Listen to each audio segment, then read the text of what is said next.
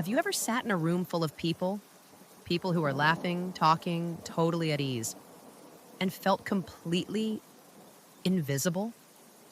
Like everyone got a manual on how to exist in the world, and somehow yours got lost in the mail? Maybe it's at work. Maybe it's at family dinners. Maybe it's scrolling Instagram at midnight, wondering why everyone else seems to have their life together while you're still trying to figure out what you actually want. If that resonates with you, this video is for you because today we're talking about 10 signs that you feel out of place. Not because you're broken, not because something is wrong with you, but because you might be wired differently. And that difference, once you understand it, might just be your greatest asset. Stay with me. This one matters. Hey, welcome back. Or if you're new here, welcome. I'm really glad you clicked on this. Before we dive in, I want to set the tone for this video. This isn't about diagnosing you with anything. This isn't a doom and gloom, here's what's wrong with you breakdown. This is the opposite of that. What we're doing today is naming something a lot of people feel but rarely talk about. A persistent low-grade sense of not quite fitting in. And we're going to look at it with curiosity instead of shame. Because here's the truth. Feeling out of place is not evidence that you're broken. For millions of people, it's evidence that they're different. And different throughout human history has been the seed of every great idea, every artistic breakthrough, every revolution in the way we live. So let's get into it. 10 signs you feel out of place and what they might actually mean about you. Sign 1. You exhaust yourself in social situations that others find effortless. Sign number 1. Social situations drain you in a way that seems to confuse everyone around you. Picture this. You go to a party, maybe a coworker's birthday, maybe a friend of a friend's housewarming. You smile, you make small talk, you laugh at the right moments. From the outside, you look totally fine. But on the inside, you're running a tab. Every exchange costs something, every question. So what do? Feels like a mini performance. And when you get home, you don't feel happy or energized. You feel like you just ran a 5K in dress shoes. Meanwhile, your friend who dragged you there is still texting, still wanting to make plans for next weekend. Totally unfazed. Here's the thing. There's a spectrum of how people process social energy. Some people genuinely recharge by being around others. That's not a moral virtue. It's just how their nervous system works. Others recharge in solitude, in quiet, in their own inner world. And still others exist somewhere in the middle, loving deep one-on-one conversations, but finding large groups feel like standing in a crowded airport with no gate assignment. None of these are broken. They're just different operating systems. If you consistently feel depleted after socializing, especially surface-level socializing, it doesn't mean you hate people. It often means you crave depth. And small talk feels like eating rice cakes when you're actually hungry for a real meal. The out-of-place feeling comes when the world around you seems to run on a social currency you don't naturally possess. But the truth is, the world also desperately needs people who listen deeply, who think before they speak, who don't just fill silence for the sake of it. Your quietness isn't a flaw. It might be the most powerful thing about you. Sign 2, you feel like you're watching life through a window. Sign number 2, you often feel like an observer, like there's glass between you and the moment you're actually in. You're at Thanksgiving. Everyone's doing their thing, debating football, passing the sweet potato casserole, telling the same stories they tell every year. And you're sitting there, noticing all of it. Noticing the way your uncle laughs a little too loud. Noticing the awkward pause between your mom and your aunt. Noticing the whole thing like you're directing a documentary instead of living inside it. This feeling has a name, actually. Psychologists sometimes call it depersonalization in its clinical form, but what most people experience is something far less dramatic, a kind of hyper self-awareness, a tendency to observe rather than simply be. For creative people, analytical people, introverts, and deep thinkers, this is extraordinarily common. Your brain is constantly processing, categorizing, and contextualizing. You can't just exist in a moment without also being aware that you're existing in it. It's like having a narrator in your head that never fully clocks out. The downside? It can make you feel chronically disconnected, like you're never fully present in your own life. The upside? You notice things other people miss entirely. You see patterns. You remember details. You read rooms with a kind of quiet accuracy that people who are fully in the moment sometimes can't access. Writers, filmmakers, therapists, scientists, some of the most observational professions in the world are built for exactly this kind of mind. Your window isn't a wall, it's a lens. Sign three, your sense of humor doesn't land the way you expect. Sign number three, your jokes don't always land, or they land with the wrong audience. Maybe your humor is dry, like extremely dry. The kind where you say something genuinely funny, and three people are cracking up, and two people are looking at you like you just said something slightly offensive. Or maybe your humor is absurdist. You find things funny that other people find weird. Or it's self deprecating in a way that makes people concerned about you when actually you're just fine. You just think irony is hilarious. There's a reason this makes you feel out of place. Humor is one of the most intimate ways humans bond. When your jokes don't land, it's not just awkward, it can feel like rejection, like you reached out a hand and someone stared at it instead of shaking it. But here's what's worth knowing: humor is culturally and neurologically individual. What makes one person double over with laughter leaves another person completely cold. Intelligent humor, the kind that requires multiple layers of processing to even get, has a smaller but incredibly loyal audience. If you've ever felt like the funniest person in a room that wasn't laughing, you don't need a new sense of humor. You need a new room, and increasingly, you can find that room.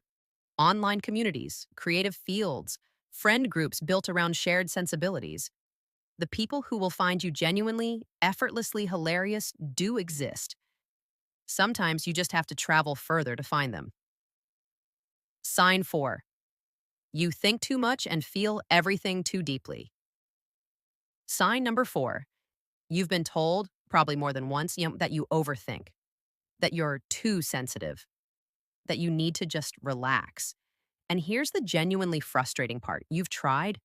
You have actively, consciously tried to think less, to feel less, and it's like telling someone to just try being shorter.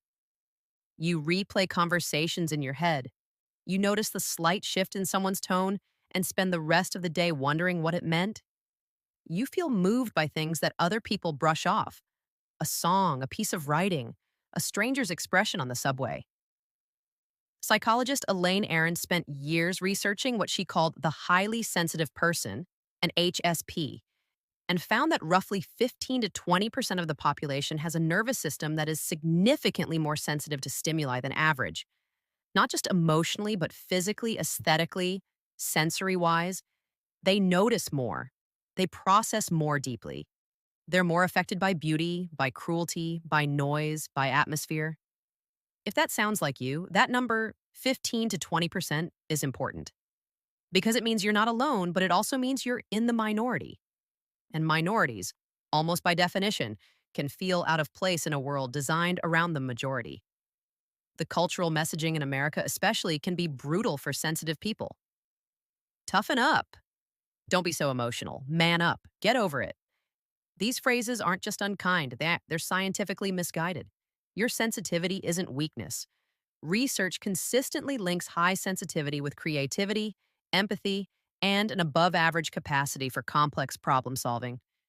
The world needs people who feel things deeply. Sometimes they just forget to tell you. Sign five, your interests don't fit neatly into any one group. Sign number five, your interests are kind of all over the place, and that makes it hard to find your people. You're into true crime podcasts and classical architecture. You love hiking, but you also have strong opinions about Italian cinema. You can talk shop about fantasy football and then turn around and nerd out about the history of the Ottoman Empire. Most social groups are built around shared interests: the gym people, the book club people, the gaming community, the outdoor enthusiasts. You fit parts of yourself into each of those groups, but never your whole self. So you're always slightly performing a curated version of you, leading with the interest that fits the room, leaving the rest at home. This is sometimes called being a multi-potentialite, a term popularized by writer and speaker Emily Wapnick. It describes people who have many passions that don't fit neatly into a single category or career path. And in a culture that loves the personal brand, the niche, the clearly defined identity, being multiply passionate can feel like a liability. But here's the reframe: people with wide ranging interests are exceptional connectors. They're the ones who see links between fields that specialists miss. Innovation, real innovation, almost always happens at the intersection of disciplines. The tech founder who's also a musician, the doctor who's also a poet, the engineer who was obsessed with Renaissance art. Your eclecticism isn't a lack of focus, it's a wider aperture, and the world runs on people willing to look in more than one direction at once. Sign 6. You have a complicated relationship with authority. Sign number 6. Rules, especially arbitrary ones, make you deeply uncomfortable, and you've probably gotten in trouble for that. Not that you're reckless, not that you want chaos. You just have this built in BS detector for rules that exist purely because that's how it's always been done. You ask why when your boss says, do it this way. You question the tradition when everyone else just goes along. You're the person in the meeting who points out that the emperor has no clothes and then wonders why everyone's looking at you like you're the problem. In school, this might have gotten you labeled as difficult, defiant, or disruptive. In corporate environments, it might have slowed your career advancement. In families, it might have made you the black sheep. And it can make you feel profoundly out of place in institutions and hierarchies that run on compliance. But here's the counterpoint: every whistleblower, every reformer, every entrepreneur who disrupted an industry, every civil rights activist who refused to sit down, they all had this. The discomfort with arbitrary authority isn't dysfunction. It's the psychological DNA of people who change things. The key, if you relate to this, isn't to become more compliant. It's to find environments where your independent thinking is an asset, not a liability. Those environments exist. They just require a little more searching. Sign 7. You feel chronically ahead of or behind your own generation. Sign number 7. Culturally, you feel like you were born in the wrong decade or the wrong century. Maybe you're a 26-year-old who would rather spend Saturday night reading a novel by candlelight than going to a club. Maybe you're 45 and can't for the life of you understand why your coworkers don't use TikTok as their primary news source. Maybe you're obsessed with music that nobody your age listens to. Or you find most contemporary pop culture hollow and overstimulating. This cultural disconnect creates a specific type of loneliness because generation is supposed to be a shortcut to belonging. Shared references, shared touchstones, shared history. And when you don't share them, it's like everyone has inside jokes that you were never around to witness. What this usually reflects is that your taste and sensibility were formed by a different set of inputs. The books you read, the music that found you early, the adults who influenced you, the things you experienced before you had language to describe them. Cultural taste isn't random, it's biographical. And the people who feel chronically out of cultural step tend to be the same people who preserve things worth preserving, who rediscover things worth rediscovering, and who build bridges between the past and the present in ways that enrich everyone. You're not behind. You're not out of touch. You're keeping something alive. Sign 8. You struggle to perform small talk and surface level connection. Sign number 8. Small talk feels like a foreign language you never fully learned. How was your weekend?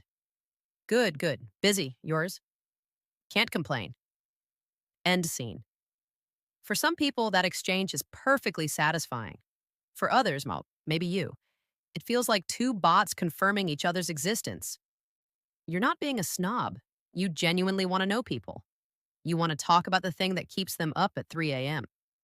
You want to know what they regret and what they're afraid of and what they believe. You're interested, just not in the weather. But here's the problem. Most social interaction, especially in American culture with its emphasis on positivity and surface pleasantry, operates heavily in that shallow register. And people who hunger for depth can come across as intense, weird, or off putting to those who aren't. The result? You often feel more lonely after socializing than before because the interaction happened, but the connection didn't. What's worth knowing is that the people who feel this way often become extraordinary friends and partners once they find someone operating on the same frequency. The depth you crave isn't too much to ask for. It's just rarer than the world sometimes makes it seem. Those relationships exist, and when you find them, they tend to last. Sign 9. You've never quite bought into the standard life script. Sign number 9.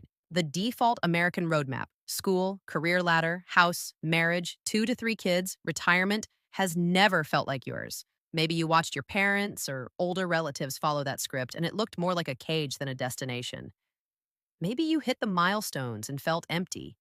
Maybe you skipped them entirely and spent years wondering if something was wrong with you for not wanting what you're supposed to want. The standard life script is a cultural construct. It was designed in a particular historical moment for a particular kind of person in a particular kind of economy. It's not universal truth, it's inherited assumption. And people who can see that for what it is often feel like aliens in a world that treats the script like scripture. But rejecting the default doesn't mean you have nothing. It means you have to build something intentional instead of inherited. And that is harder, genuinely harder, but it also tends to produce lives that actually fit the people living them. The out of place feeling here is real. It comes from not being able to locate yourself on the map everyone else seems to be using. But the solution isn't to force yourself onto a map that doesn't match your terrain. It's to draw a new one. You're allowed to want a different kind of life. You're allowed to need a different kind of life. That's self-knowledge. Sign 10. You've always had the feeling that you haven't found your people yet. Sign number 10. And this one is the one that ties everything together. You've always had this quiet, persistent feeling that somewhere out there are people who would get you. Maybe you've had glimpses, a friend, a community, a moment online where you read something that felt like it was written directly to you and thought, this person understands. But it's been rare. And the gap between those moments can be long and quiet and lonely. This feeling, this anticipatory longing for your real tribe, is one of the most universal experiences among people who feel out of place. And here's what I want you to hold on to. The fact that you haven't found them yet is not evidence that they don't exist. It is evidence that you are specific. You have a particular frequency, and not every signal will match it. But the ones that do, they tend to match completely. We no longer live in that world. The internet, for all its chaos, has done something extraordinary for outliers. It has made the world searchable. The community you've been looking for might be in a subreddit, a Discord server, a niche Substack comment section, a convention, a night class, a protest, a poetry open mic. You haven't found them yet, but yet is doing a lot of work in that sentence. So there they are. 10 signs you feel out of place. Not 10 signs that you're broken, 10 signs that you're different. And different in the long arc of things is almost always where the interesting stuff lives. If any of these resonated, even just one, I hope what you're walking away with is this. The discomfort of not fitting in is not a verdict. It's information. And information, when you know how to use it, is a gift. I'd genuinely love to know which one of these hit closest to home for you. Drop it in the comments. I read them, all of them. Take care of yourself. I'll see you in the next one. Don't forget subscribe, like the video, and turn on notifications.